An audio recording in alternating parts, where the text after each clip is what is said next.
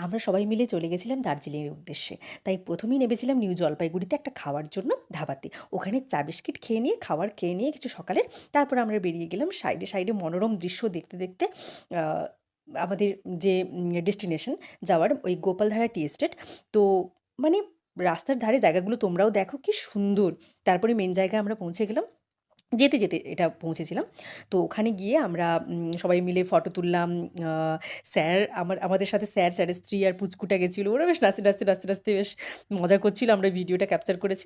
সেই ফাঁকতালে আমিও আমার হাসব্যান্ডকে বললাম, "এই আমাকে একটা রিলস বানিয়ে দাও।" ও বেশ সুন্দর দেখলাম আমাকে একটা রিলস বানিয়ে দিল। তো ওই জায়গাটা না মানে সত্যিই ভীষণ সুন্দর ছিল। তবে রেস্ট্রিক্টেড এরিয়া।